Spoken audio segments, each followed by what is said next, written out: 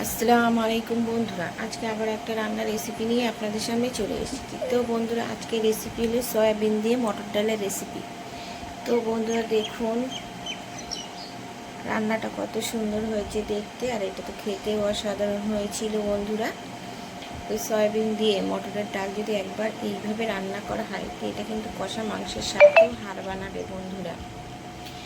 তো এখানে তো দেখুন, আমি সমস্ত কিছু রেডি করে নিয়েছি। তো এখানে সয়াবিনটাকে আমি গরম জল করে ভিজিয়ে রেখেছিলাম, সেটাকে পরিষ্কার করে ধুয়ে নিয়ে এসেছি। আর মটর ডালটাকে আমি 4-5 ঘন্টা ভিজিয়ে রেখেছিলাম, সেটাকে তুলে নিয়েছি। আর এখানে ধনেপাতা কুচি, পেঁয়াজ, কাঁচা লঙ্কা আর অন্যান্য উপকরণগুলো তো আছেই বন্ধুরা। তো এবারে এদিকে আমি কড়াটা বসিয়ে দিলাম, আর কড়াটা আমার গরম হয়ে গেছে। কড়াতে দিয়ে দিলাম আমি পরিমাণ মতো সরিষার তেল। তো তেলটা আমার গরম হয়ে গেছে। তেলের মধ্যে আমি সয়াবিনগুলো প্রথমে একটু ভেজে নেব। তো সয়াবিনের মধ্যে একটু লবণ আর একটু হলুদ দিয়ে দিলাম বন্ধুরা। তো সয়াবিনগুলোকে একটু ভেজে নেব।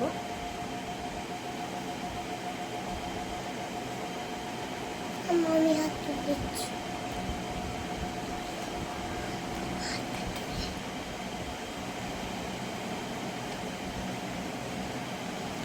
তো সয়াবিনগুলো এদিকে আমার ভাজা হয়ে গেছে দেখুন বন্ধুরা। তো সয়াবিনগুলোকে আমি তুলে নিলাম। তো এবার ওই তেলের মধ্যেই আমি দিয়ে দিলাম পেঁয়াজ কুচি। ফোড়নে আর আমি কোনো কিছু ব্যবহার করলাম না বন্ধুরা। আর দিয়ে দিলাম চিরা কাঁচা লঙ্কা। তো পেঁয়াজটাকে আর লঙ্কাগুলোকে আমি একটু তেলের মধ্যে ভাজা ভাজা করে নেব।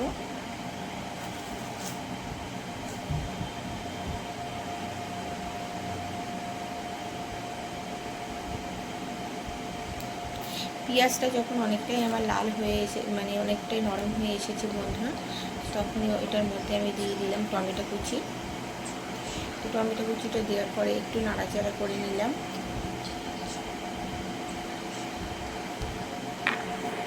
একটু নাড়াচাড়া করে নেওয়ার পরে এখানে দিয়ে দিলাম অল্প করে একটু লবণ। লবণটা দিলে টমেটোটা একটু তাড়াতাড়ি নরম হয়ে যাবে বন্ধুরা।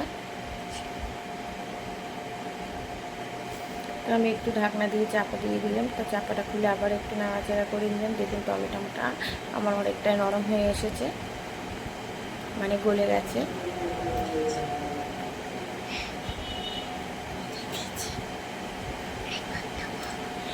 তারপরে দিয়ে দিলাম আদা রসুন বাটা। আদা রসুন বাটাটা দেওয়ার পরে আবারও সব কিছু খুব ভালো করে আমি নাড়াচাড়া করে নিলাম। যে সমস্ত বন্ধুরা আমার ভিডিওটা দেখতে দেখতে এই পর্যায়ে চলে এসেছেন, অবশ্যই একটা করে লাইক করে দেবেন বন্ধুরা। আপনাদের একটা করে লাইক আমার অন্য একটা ভিডিও বানানোর জন্য উৎসাহিত করে বন্ধুরা।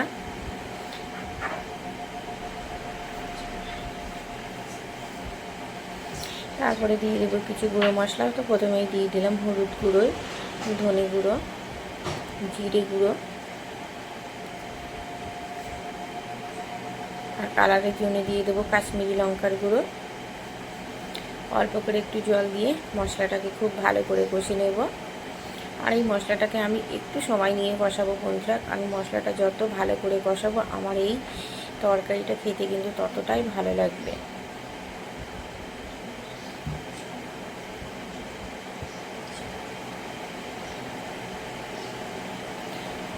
মশলা থেকে কিন্তু আমার তেল ছাড়তে শুরু করেছে বন্ধুরা। এই পর্যায়ে আমি ভেজে সয়াবিনগুলো ভেজে রেখেছিলাম, সেই সয়াবিনগুলো দিয়ে দেব।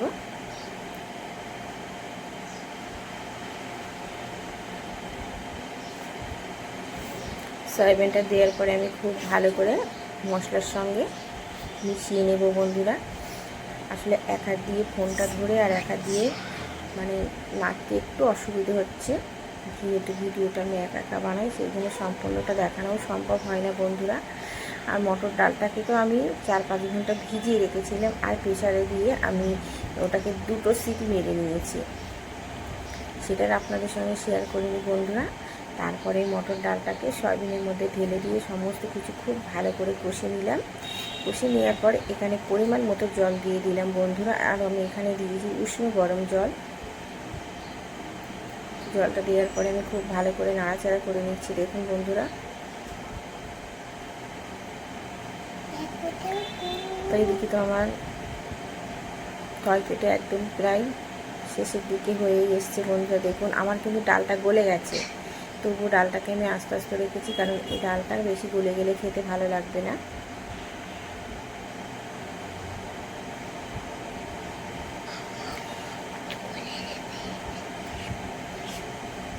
তো বন্ধুরা তারপরে উপর থেকে দিয়ে দিলাম ধনেপাতা কুচি আর শাহি গরম মশলাগুলো উপর থেকে ছড়িয়ে দেবো।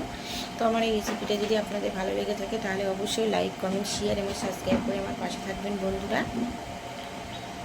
আর আমার এই ভয়েসের মধ্যে যদি কোনো ভুল হয়ে থাকে অবশ্যই ক্ষমা করে দেবেন। তো দেখা হচ্ছে অন্য কোনো রেসিপির সঙ্গে। ততক্ষণ আপনারা ভালো থাকবেন, সুস্থ থাকবেন আর সাবধানে থাকবেন। দেখুন বন্ধুরা দেখতে কত সুন্দর হয়েছে। এখানে একদম কিন্তু না মানে অনেকটা ঝোলও নেই, আবার একদম বসা বসা হয়নি, মিডিয়াম রেখেছি। তো দেখা হচ্ছে অন্য কোনো রেসিপির সঙ্গে। আজকের মতো আল্লাহ হাফেজ।